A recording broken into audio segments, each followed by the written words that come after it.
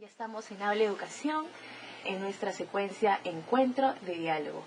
Y bueno, hoy día estamos con dos invitados asociados de Foro Educativo. Me toca presentar a Lucy Trapner. Ella es miembro del Consejo Directivo actualmente de Foro. Y también, por supuesto, a Edmundo Murrugarra Florián. Él es recientemente asociado de Foro Educativo, especialista en temas de educación y desarrollo. ¿Cómo están? Bienvenidos a Habla Educación. Muchas gracias. Encantado de estar en Foro y conversando con Lucy y contigo. Igualmente. Muchas gracias por la invitación. A ver, vamos a empezar hablando de lo que está calientito, pues, ¿no? De la coyuntura en educación. Bueno, toda la semana se ha dado una reacción algo especulativa, digamos, acerca de lo que es la Ley de Desarrollo del Docente. Esto a partir de lo que ha dicho el presidente en su mensaje, ¿no? Y los anuncios de la ministra y viceministros. Ahorita ya se conoce más o menos el contenido de este anteproyecto, ¿no? Ayer un medio de comunicación lo ha hecho público. Mientras tanto, la oposición en el Congreso está queriendo interpelar y acusar a la ministra constitucionalmente. Argumentan, bueno, que esta ley respondería a intereses del SUTEP. ¿Qué les parece a ustedes? ¿Cuál es la opinión que tienen ustedes de toda esta coyuntura acerca de esta nueva ley? Lucy. Bueno, a mí me parece muy acertado el hecho de que se esté pensando en esta ley de desarrollo docente que trata de recoger elementos de la ley de carrera pública magisterial y de la ley de profesorado, porque me parece que lo que no podíamos tener es a un profesorado dividido, ¿no? Dividido, un grupo pequeño en la ley de carrera pública y luego el otro grupo con la ley de profesorado. Creo que esto nos ayuda a zanjar y a un poco buscar una nueva alternativa, ¿no? Y sí me parece bien la idea de que todos entren, ¿no? Todos entren por igual a la carrera y que luego a partir de ese momento ya se empiecen a dar las evaluaciones, porque tampoco era lógico tener un pequeñísimo número de docentes de todos los que tenemos en la en la carrera pública magisterial. Entonces me parece que eso nos permite entrar en una nueva etapa. Ahora, el tema es que sobre la ley de desarrollo docente realmente no sé, porque no se ha difundido, es algo que todavía tiene que entrar al debate en el Congreso y creo que es importante que se ponga a debate la ley, ¿no? Creo que tenemos que tener el apoyo del magisterio. Creo que sin el apoyo del magisterio es muy difícil hacer cambios en la educación. Ellos son actores claves. Entonces, no podemos tener a un magisterio dividido y un magisterio en contra del Ministerio de Educación. Me parece que es importantísimo abrir puertas al diálogo, ¿no? Y creo que ese es ahorita el momento que hay que mirar positivamente, ¿no? Y yo no creo que esto sea una respuesta a una imposición del SUTEP. Yo creo que ya el Ministerio está dialogando también con el SUTEP oficial hace tiempo y creo que es parte de todo un proceso que se está trabajando en el Ministerio y que también tiene que ver con el hecho de que va a haber una nueva unidad de desarrollo docente. Entonces es parte de toda una política que se viene pensando hace ya un buen tiempo. Bueno, esa sería mi opinión. Las voces que se han levantado contra la gestión del Ministerio, contra la ministra en particular,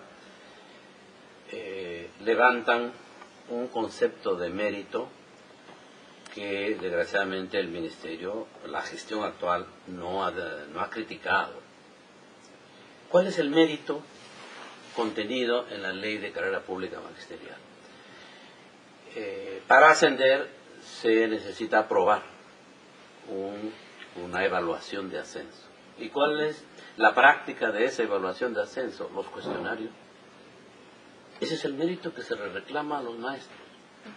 Los 25.000 maestros que han postulado para ascenso, han logrado el ascenso, lo han hecho respondiendo a cuestionarios que exploran capacidad de retención de información, en el caso de todo lo que es el área curricular, y exploran la capacidad de análisis de contenidos de textos, de lectura y matemática básica.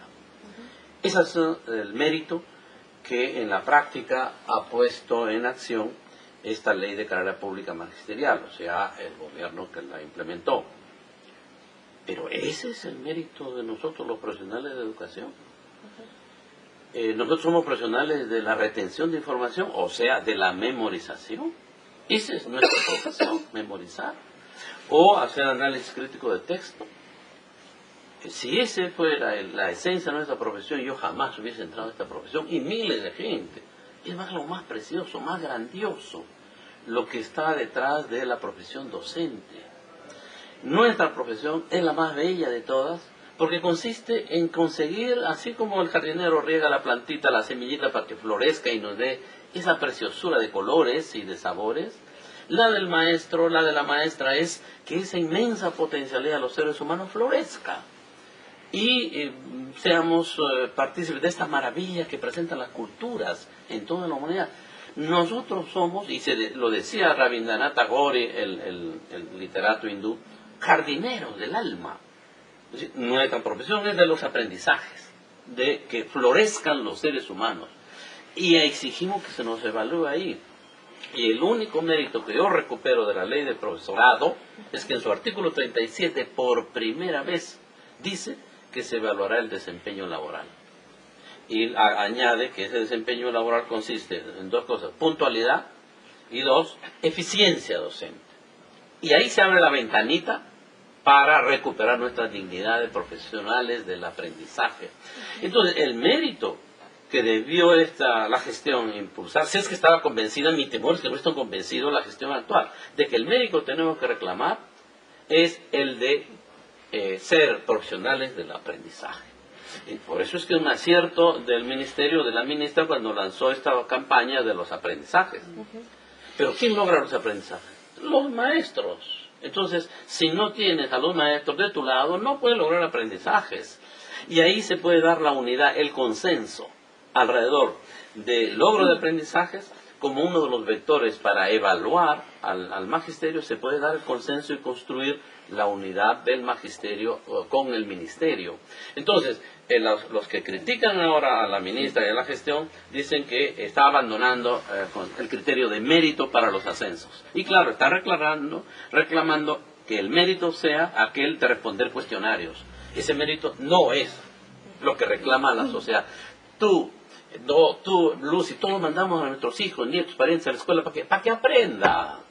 Y ahí le podemos preguntar al fascista, al extremista de derecha, de izquierda, y todos van a coincidir en que mandan sus hijos al colegio para que aprendan. Entonces, el logro de aprendizajes es lo que debemos reclamar a los maestros, el avance que pueden lograr en los aprendizajes. Y a ese respecto, mi experiencia con los maestros es que no se niegan, al contrario. Yo he aprendido de algunos de los líderes que ahora están en la parte más rebelde, que debe centrarse en la evaluación del desempeño, la evaluación de los maestros para su ascenso. Esto es lo que tiene que discutirse con los partidos políticos, y todo eso ha faltado, efectivamente.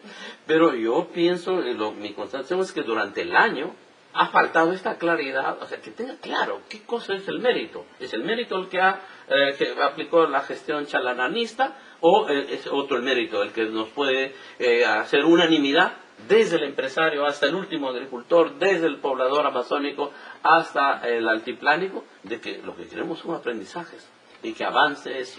Ahí está la clave que espero se exprese en esta ley, y desde esta tribuna de Foro Educativo, en fin, tenemos que acompañar a la gestión para que ande rápido. ¿Ustedes creen que hay una especie de falta de claridad, falta de comunicación del ministerio sobre aspectos como estos, por ejemplo, ¿no? Por ejemplo, el simple hecho de que toda esta semana haya sido pura especulación entre lo que está o no está en la ley, entre si se pusieron lo que se coge de la ley de profesorado y la ley de la carrera. ¿Hay una falta de comunicación, hay un problema ahí? Yo creo que falta comunicación. Yo creo que sí, el tema de educación ha estado en las últimas 2 semanas, ¿no? Ha estado en los medios de comunicación, ha sido más por todo el problema que ha levantado con Ale Movadef, ¿no? Y toda esta relación con el SUTEP, que por el mismo ministerio. El ministerio ha salido a los medios porque se ha armado toda esta revuelta, ¿no? Entonces, por presión. Creo que es importante que el tema de educación esté en los medios, pero creo que es importante que el ministerio promueva más, ¿no?, esta comunicación, este contar qué está pasando, ¿no? Porque incluso el mensaje del presidente a mí me dejó un poco desilusionada, porque me pareció que fue muy parco al hablar de educación. Realmente yo esperaba más. Claro, el mensaje fue largo, ¿no? Fue bastante largo, pero en el campo estrictamente educativo a mí me pareció que fue demasiado poco lo que se dijo con relación a lo que realmente se está haciendo, ¿no? Entonces, sí me parece que en general la ciudadanía no está muy informada, y como se están sentando las bases del cambio, y esa ha sido la opción de la ministra y de su equipo, ¿no? Dedicar todo este año a sentar las bases del cambio, y el cambio en educación viene lento. Creo que es bien importante que haya una comunicación permanente a la ciudadanía sobre qué cosas se están haciendo, ¿no?, en los diferentes aspectos que la ministra incorpora en su balance, ¿no?, de lo que ha hecho en el año. Yo creo que hay confusión, que no hay claridad en el objetivo. Y una de las expresiones que no hay claridad es que no se ha desmontado toda la campaña publicitaria que llevó a la opinión pública a que crea que la ley de carrera pública y las evaluaciones efectivamente estaban llevándonos por el camino de mejorar la educación. ¿Qué tenía que hacer? Uno, contratar una investigación grave a la Católica o a cualquier institución, a la Cayetano. Dígame, esos 25.000 profesores que ascendieron, ¿qué relación tienen con logros de aprendizaje en sus escuelitas? El ministerio tiene medición de aprendizaje. Muy bien, hagan una investigación si ya se puede encontrar asociaciones, vinculaciones. Porque los ascendemos porque son buenos educadores, porque logran aprendizajes. Entonces tenía que contratar, no ningún contrato. Entonces todavía en la opinión pública sigue la creencia de que fueron ascendidos porque eran buenos profesores, o sea, porque lograban aprendizajes. Y eso es incierto. La hipótesis que tengo yo que eso no tiene nada que ver. Y lo veo donde, por ejemplo, hay una institución financiera que premia a los maestros que dejan huella. Extraordinarios, geniales profesores. Y no están en la carrera pública ministerial. Entonces, ¿y dónde están los de la carrera pública ministerial? Entonces hay que hacer una pequeña investigación. Yo intenté hacerlo en una región. Pedí los cuadros de logro de medición a la UMC para ver los estudiantes que lograban. Y ver si en esas escuelas había alguien de la carrera pública ministerial. Y no encontrabas. No había asociación. O sea, porque había poca cantidad todavía y no se puede establecer. O simplemente porque la evaluación que se hace es responder a cuestionarios. No es evaluación del desempeño como lo establece el Proyecto Educativo Nacional, como lo establece el artículo 37 de la Ley del Profesorado, y como a toda persona con dos dedos frente se da cuenta de que a un profesional se evalúa en lo que hace. ¿Te imaginas tú que si diéramos licencia de conducir al que aprueba el examen escrito? Se multiplicarían por 100, por 1000 los accidentes. No, tiene que haber examen de manejo, o sea, de la práctica. ¿Imaginarías tú que si hay toreros o futbolistas que tiran examen escrito? No, a eso se les evalúa mirando lo que hacen, cómo hacen, en qué condiciones logran lo que logran. Bueno, eso es lo que reclamamos los maestros. Esa es la dignidad que hemos perdido, que se nos ha eliminado y que ahora está en la base del magisterio. Desgraciadamente no se expresa en sus directivas gremiales. Todavía las dos directivas gremiales expresan ideas de izquierda viejas, trasnochadas, que hay que criticar. Porque en ambos casos se evalúa la educación y el valor del maestro contrariamente a lo que está exigiendo el grueso del magisterio. Entonces, en el ministerio falta claridad de ideas. Estas revueltas, esta alaraca, debe servirnos para el debate nacional, aunque sea pues por mal, la educación está en debate. Sí. Ya está. Y no dejemos que se nos escape. Y este programa de foro debe concurrir. Ojalá lo logremos. Ahí nos evaluarán también los oyentes o los televidentes, si es que aportamos en eso, ¿no? Bien, ¿será esta nueva ley, un punto de partida para mejorar el liderazgo o la relación con el magisterio? ¿Desde el ministerio? ¿Qué les parece a ustedes? Bueno, yo creo que podría ser interesante siempre y cuando haya apertura para escuchar, ¿no? Para recoger las diferentes voces del magisterio y tratar de tener una ley que tenga un amplio consenso, ¿no? Creo que es muy importante. Hasta ahora, en realidad, no sabemos de la ley. Creo que ayer un medio tuvo acceso y, bueno, ya sabemos que ha salido del ministerio, pero no tenemos mayores elementos para conversar ahora sobre la ley. Lo que sí me parece es que si va al Congreso, que sea ese un momento en que haya una posibilidad de discutir, de dialogar, de debatir y sí, podría ser interesante, ¿no? Por lo menos ya hemos dado un paso en adelante y también creo que es importante que lo que ahora está señalando el mundo, anoche lo estuvo mencionando Fernando Bolaños, ¿no? Él decía, el viceministro, en un programa con Álvarez Rodríguez, decía que sí, que se va a evaluar al maestro, pero se le va a evaluar en su desempeño en el aula, se va a evaluar cómo está enseñando a los niños, ¿no? Cómo está promoviendo aprendizajes, y que ese es un concepto que el ministerio está manejando, al que le está dando mucho peso. Y creo que con eso va a coincidir mucho con el magisterio, porque el magisterio ha estado cuestionando, ¿no? Ha estado cuestionando este tipo de evaluación basada en cuestionarios, como dice Edmundo, y ha estado pidiendo otro tipo de evaluación. Entonces, me parece que podría abrirse, pero sí creo que la apertura al diálogo es importante. Y creo que el ministerio, a lo largo del año, ha mostrado mucha apertura al diálogo. Hay mesas de trabajo, por ejemplo, en educación bilingüe, intercultural bilingüe, se ha armado una comisión nacional, ¿no?, que ve el tema de educación intercultural bilingüe desde pueblos indígenas, amazónicos, afroperuanos. Entonces, creo que esta apertura al diálogo también debe darse con los diferentes sectores del magisterio. Y de esa manera vamos a tener un magisterio y una sociedad civil que acompaña los procesos que desarrolla el ministerio, y eso creo que es lo mejor si queremos lograr cambios en la educación. Yo temo que haya lentitud en eso, y por eso la importancia de este conflicto. Yo le veo el lado positivo en que despierta a la gente del ministerio, lo remueve, lo sacude, ya no debe dormir más. Sin embargo, de lo que he visto es que el diálogo estaba circunscrito a reunirse en la mesa con el SUTEP y bueno, y ahora último con CONARE, para irritación de la gente conservadora. Pero lo principal del magisterio no está ahí. Lo principal del magisterio es los maestros revolucionarios, los maestros, yo les llamo locos, locas, que están haciendo maravillas en escuelitas aislados. Una institución financiera los premia cada año con esto del maestro que deja huella. Bueno, ¿y eso dónde está? ¿Y quién los escucha a ellos? Nadie, porque el ministerio no tiene una política de ir.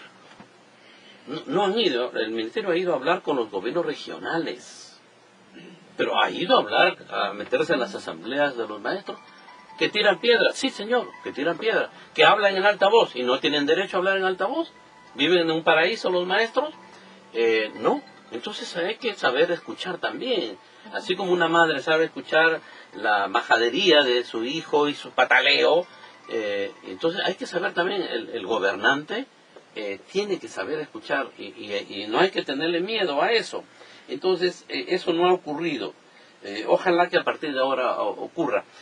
No había una iniciativa de ir a reunirme y a convocar a los maestros, provincia por provincia, pero para eso tiene el Estado, para eso tiene recursos. Y ahí identificar aquellos elementos nuevos, aquellas maestras nuevas, para que la representación de los gremios en cualquiera de los lados no acaparen, pues, porque si no son pequeños grupos con ideas trasnochadas.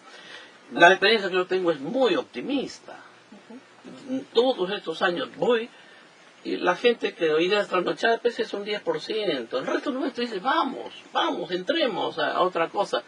Pero yo soy nadie pues para hacer eso, entonces se necesita el aparato magisterial. Entonces, esta oportunidad debe ser, y este programita debiera contribuir a que el diálogo se haga sobre temas renovadores. Porque el diálogo por el diálogo no me dice gran cosa, ya es un avance escuchar, pero yo quiero saber qué cosa es lo que quiero cambiar. Y ahí la evaluación del desempeño docente es clave, es lo fundamental, porque ahí está interesado el padre de familia. Manda a su hijo para que su hijo aprenda. Ahí está interesado el niño, el futuro del niño. Y ya cuando son jovencitos se dan cuenta. Y ahí está interesado el maestro, porque ahí demuestro que soy profesional. No habladorcito, nada, sino que mi profesión no tiene reemplazo en lograr que ese estudiante avance. En el consejo me tocó estar a cargo de la comisión respectiva del magisterio. Y hemos pasado la revista en el mundo. ¿Cómo evalúan otros países a sus maestros? Y los países que realmente quieren ir adelante lo evalúan por su desempeño. Ya no le aplican cuestionario. Porque de esa manera renovamos al mismo maestro. Porque tal como el ministro te evalúa, el ministerio, tú evalúas a tus niños, también le pones un cuestionario. Entonces pierde las inteligencias prodigiosas que en otros aspectos de la vida se dan. Ya sabe matemáticas, no sabe, es bruto. Y sin embargo es el mejor músico, el deportista, el que sabe leer el ambiente, el que sabe construir ríos, juguetes, casitas. Y eso no vale. El mundo está pidiendo otra cosa, además de matemática y comunicación, otras maravillas. Y nuestros niños sí tienen. Yo, por supuesto, estoy convencido que nuestros niños sí pueden estar en primeros lugares en el mundo en otras dimensiones. Pero no, matemáticas, entonces ya empezamos atrás.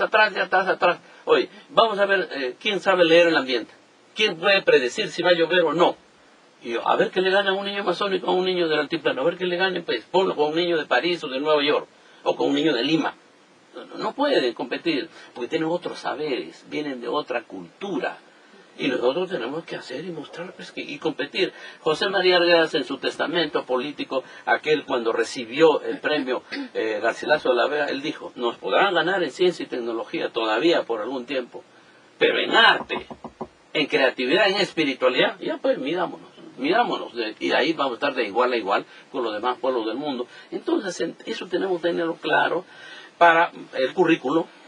Ahora también están haciendo el currículo, pero fundamentalmente para preparar a nuestros maestros, para que nuestros maestros no tengamos ese prejuicio, que el niño que no sabe matemáticas es el niño bruto, que el niño que no sabe leer es el niño torpe, porque sabe leer otras cosas, sabe leer imágenes, sabe otras lecturas, otros lenguajes, y tiene otras dimensiones que ponen a ese niño en ventaja.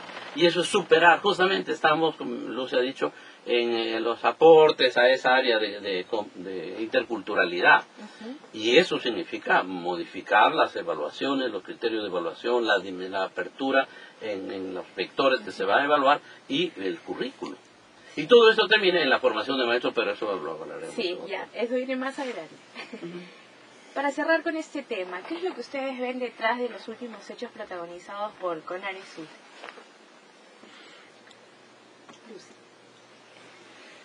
Bueno, yo creo que es un poco, me da la impresión que es un intento de poner en evidencia una crisis a partir de problemas en educación. O sea, levantar la idea de crisis, levantar la idea de falta de rumbo, desde el ámbito, ¿no?, que les toca a ellos como maestros. Yo siento que esa es un poco la situación, ¿no? Y exigir también que el ministerio se comunique más, se abra más, sea más dialogante.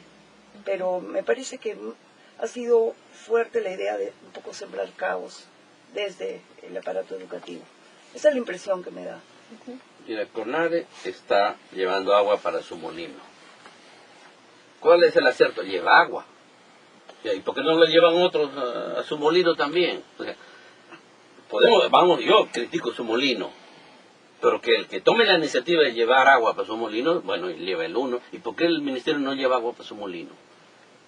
Entonces, no ha liderado este año. No ha liderado políticamente. Entonces, ¿qué dice CONARE? Muy bien, como nos tienen 6 años sin pagar y nos deben el 30% por preparación de clases desde Fujimori del año 91, que nos paguen. Esa es agua. ¿Y por qué no la llevó el ministerio? La lleva CONARE a su molino. Y está bien, pues por eso yo me celebro. Si le consiguen los maestros más platitas, bien para los maestros. ¿Cuál es lo dañino ahí de CONARE?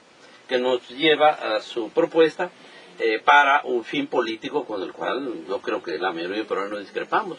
Para la amnistía, para la gente que ha sido, me parece a mí, correctamente sancionada, jurídicamente bien sancionada, con cadena perpetua, etcétera, o con 25 años, como los señores Guzmán y Fujimori.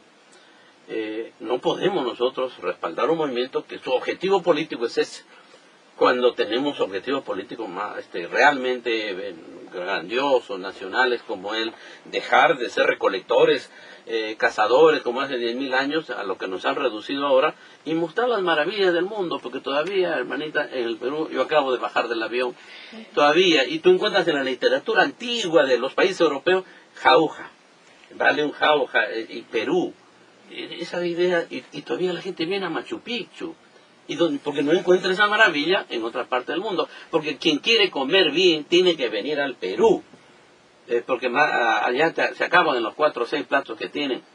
Entonces, eso tenemos que mostrarlo al mundo y no la amnistía de estas personas. Eso es criticable. Hay otro acierto que tiene CONARE, ¿cuál es? El de evaluación del desempeño. Porque yo conozco algunos de los de CONARE, los he visto en su sitio y ahí hemos convenido. Pero ellos no pasan a la acción, igual que los compañeros del SUTE, no pasan a la acción, están de acuerdo en la evaluación de desempeño, ya pues vamos. Y ahí no tenemos que pedir permiso a nadie. Si el sindicato quisiera, hacemos una evaluación de línea de base. ¿Cómo recibimos a nuestros estudiantes en tales y cuales áreas en el mes de marzo? ¿De qué hogar provienen? Porque es fundamental saber de qué hogar proviene, y tracemos ya algunas estrategias para ver cómo en 6 meses y en un año logramos avances de aprendizaje. Eso no te lo impide nadie, y puedes conseguir el jefe de la UGEL, el gobierno regional te apoyen, y sí es posible que nos apoyen hasta el gobierno central, pero empecemos con una escuela. ¿Y por qué no lo hacen? No pasan a hacerlo. Porque el día que tú, el maestro, muestra que es profesional y que logra que su niño que recibió con 0,5 ahora esté en 10, que duplicó su logro de aprendizaje, va a inflar el pecho y va a decir, yo puedo. Este niño no tiene ninguna condición favorable y sin embargo ha avanzado en duplicar su aprendizaje. No saca 20 todavía. Y eso la escuela no es solo la responsable, puede estar la familia, que es el principal centro de aprendizaje de los niños, no es la escuela del maestro. Entonces, tanto SUTE como CONARE no pasan a poner en práctica esto, porque no están convencidos. Mis colegas del ministerio, ojalá estén convencidos, porque también cuando conversan de palabra dicen sí, pero ¿y por qué no lo ponemos en práctica? ¿Por qué no hemos empezado ese proyecto de ley hace un año? Ya estaríamos nosotros. Es cierto, trajeron a los chilenos, han traído la colaboración de expertos chilenos para esto de evaluación. Pero la lentitud es lo que se les está criticando, pues, ¿no? Claro, el ritmo. ¿Y sabes por qué? Porque yo en lugar de traer a los maestros chilenos, también los traía a los maestros chilenos. Traigo a los cubanos, a los norteamericanos, donde están haciendo esto. Traigo a los maestros que están haciendo eso, hermanita. Y en educación inicial sí se estila la línea de base. Los profesores de educación inicial sí hacen línea de base y van midiendo. Y ellos nos pueden enseñar a los de primaria y secundaria a trazar línea de base. Obviamente el tema es arduo. Es decir, que eso no es facilote como el cuestionario que le haces más para, etcétera, sino que pero hay que empezar a trabajar para preparar y entrenar cientos y miles de maestros que se entrenen en este tema. Yo no estoy tocando, porque no da el tiempo, el tema de las pruebas, o sea, el contenido de las pruebas, que esa es una barbaridad. Y eso sí logramos que la Universidad de San Marcos nos hiciera un estudio y de otra institución privada nos hiciera un estudio. Y es un escándalo total, es una vergüenza, y por eso ya la Católica nunca se metió a hacer pruebas, y ESAN se metió una vez y se quemó las manos con barbaridades y nunca más ha metido. Entonces ahora agarras a cualquiera que te haga una prueba. Eso es una cosa que el Ministerio ha cometido. Bueno, pues en el Consejo se acordó que el Ministerio tiene que hacer el estudio de cómo se hicieron esas pruebas y cómo se contrataron a esa gente. Eso lo ha acordado el Consejo hace 2 o 3 años. Y es lo primero que tenía que hacer este equipo mundial. Oye, ¿cómo hicieron esas pruebas?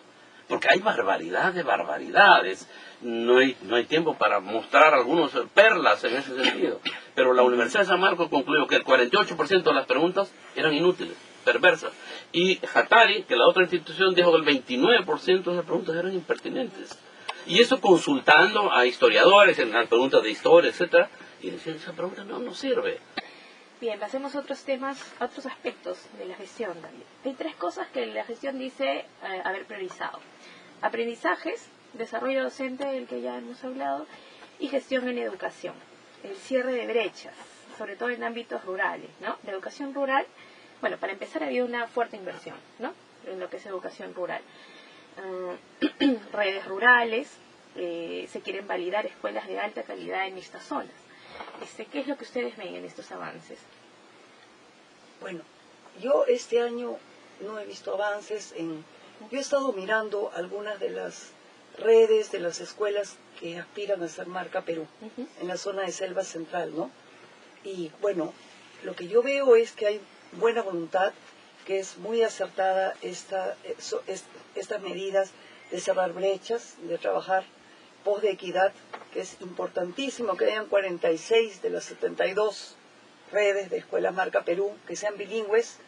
Y ayer me enteré que en esas 46 redes hay 19 pueblos indígenas. O sea, hay niños de 19 pueblos indígenas que sean andinos o amazónicos. Me parece bien importante, pero yo he estado tratando de ver qué iba pasando y veo que ha pasado muy poco, ¿no? Por ejemplo, los acompañantes recién han empezado su función a fines del mes de junio o principios del mes de julio, casi a inicios del año escolar, por toda la demora que ha implicado, ¿no? la instalación de este proceso, los presupuestos, etcétera.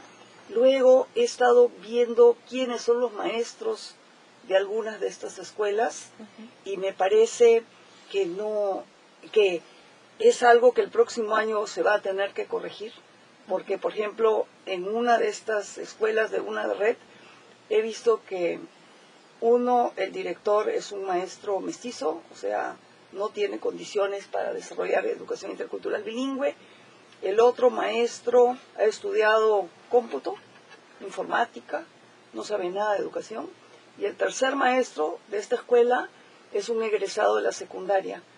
Y a él no tiene formación pedagógica y a él lo han tomado porque es del pueblo indígena y porque no hay maestros. Entonces, eso nos lleva a otro tema. Es difícil encontrar maestros en algunas zonas que puedan cubrir esta demanda, ¿no?, de lo que exige una escuela que quiere ser marca Perú, ¿no? Creo que es interesante decir que quiere ser marca Perú, porque es todo un proceso. Y es difícil encontrar en este momento suficientes maestros para cubrir las demandas de esas escuelas, ¿no? Entonces, eso me preocupa. Creo que este año ha sido un año de inicio, que de repente no se ha tenido tanta claridad, pero yo he estado mirando, a ver, 3 escuelas, 2 en una red y otra en una red distinta, y me he encontrado con que los maestros no son los mejores. O sea, no tienen... Sí, yo creo que es fundamental que el Ministerio el próximo año realmente tenga mucho cuidado en poner a buenos maestros en esas escuelas o a personas que tengan condiciones para seguir mejorando su desempeño, ¿no? Que tengan actitudes también favorables, porque en algunos casos tampoco he encontrado actitudes favorables, pero creo que es un problema de inicio. Ese es un tema. Y el otro tema que me preocupa muchísimo es que, y tiene que ver con el tema de maestros, ¿no? Por ejemplo, yo trabajo en Selva Central. En Selva Central hay una demanda tremenda. Hemos calculado que necesitamos 300 maestros de los pueblos Nomachiguenga, Ashánica y Yanesha en este momento, y más Ashánicas y Nomachiguengas que Yaneshas, para cubrir la demanda actual de maestros. Tenemos ahorita todos estos registros de las instituciones educativas bilingües, que es importantísimo, y todo un plan de ir desplazando a los maestros que no son bilingües, para que vayan a otras escuelas y para que en estas escuelas podamos tener maestros que desarrollen educación intercultural bilingüe. Pero el tema es que eso implica formar cientos de maestros en algunas zonas, en algunos pueblos implica formar a todos los maestros, como en el caso de los Uralina, que no tienen ni un bilingüe, y eso exige, creo yo, del ministerio no solamente una actitud mucho más de acción afirmativa que la que se está haciendo en lo que es formación docente inicial. No solamente significa, bueno, hay que abrir las vacantes, hay que eliminar la nota 14, ¿no? Hay que dar vacantes de 30 o de 60. No, hay que pensar qué pueblos están necesitando maestros y ver cómo y en un determinado lapso de tiempo va formando esos maestros. En inicial la cosa es peor. Bueno, no sé si es peor, pero según datos de la Dirección Regional de Educación de Junín, para cubrir el trabajo con niños de 0 a 5 años, en este momento necesitan a 419 maestras que manejen las lenguas Ashaninka Yanisha y Nomachirenga. 419 docentes de inicial que hablen esas lenguas, porque hay, creo que 4 Ashaninkas en toda la región. Entonces, ¿cómo hacemos, no, para ir cubriendo esa tremenda brecha si no tenemos un plan de formación, pero un plan de formación específico dirigido a eso? Porque creo que va a haber problemas con las escuelas Marca Perú por ese lado, y por otro lado porque muchos buenos maestros lamentablemente no quieren ir a las zonas donde están las escuelas Marca Perú, en algunas de las regiones de la selva central, porque están bastante alejadas de las capitales de distrito, de los pueblos, y si no hay condiciones especiales de sueldo, no van a ir.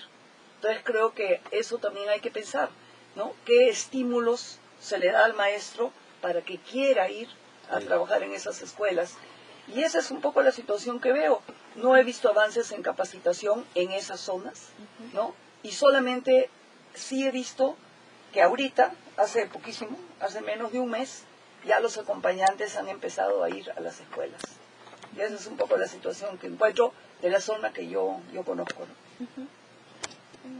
Convengo en este tema en que la prioridad a la educación rural y a las escuelas rurales a mí me hace llorar de alegría, porque hay una posibilidad de que el Perú renazca contra esta política fanfarrona de los colegios emblemáticos en las ciudades, partiendo de un hecho, de que el acierto que tuvo García, hay que formar una élite. Bueno, pero es una élite para seguir la colonización y la extirpación de culturas, o es una élite como reclama el mundo, para mostrar las maravillas de la diversidad cultural en los Andes y en la Amazonía. ¿De qué élite nos estamos tratando? Entonces el que el ministerio diga esta gestión, la prioridad a las escuelas rurales, eso es un acierto. Y la inmediata pregunta fue, ¿para qué? ¿Para hacer colonización? ¿Para seguir extirpando como hace 500 años las culturas, las lenguas? ¿O al contrario, para que florezcan y nuestro país sea tan diverso como lo quiere la humanidad y lo queremos nosotros? Esto aquí justamente falta fuerza, en mi opinión, de que es la interculturalidad del centro. Por eso yo pienso que hay dos problemas que debilitan este acierto. ¿Cuál es el primer problema? El primer problema es la visión que diseña el gobierno en general, empezando por el presidente. Ahí falta vender sueños. Oye, el Papa lo dice, y yo tomo esa metáfora como metáfora. No solo de pan vive el hombre, vive de la palabra de Dios. O sea, oye, dime a dónde vamos a llegar, a qué mundo vamos a llegar. Cuéntame un relato, un cuento. O sea, nuestra meta, ¿cuál es? Volver a poner los Andes amazónicos de América del Sur entre las 6 grandes civilizaciones de la humanidad, como lo fueron hace 500 años. No podemos circunscribirnos a ser recolectores, de escarbar el mar, escarbar los Andes, y hoy, a tirarnos los árboles de la selva. Aquí podemos ofrecer maravillas en medicina, en espiritualidad, en arquitectura, en el área que tú quieras. Aquí podemos ofrecer, bueno, y esa es lo que falta, que haga pedagogía el presidente. Yo le reclamo eso al presidente, ahí hay un déficit. No, que soy pragmático. No, necesitamos que el educador número 1 es el presidente. Ahí hay un déficit. 2, la gestión, la ha señalado ya Lucy. Sí, tiene que cambiar la gestión para que la educación rural ocupe ese lugar. 1, ¿cómo hacemos el ministerio? Yo, desde mi punto de vista, la Dirección de Educación Intercultural, o sea, debiera llamarse Ministerio de Educación Intercultural, punto, a seca. Toda tiene que ser intercultural. Entonces yo subiría la Dirección de Educación a un nivel más alto. Y a él están subordinadas secundarias, la básica, etcétera, subordinadas.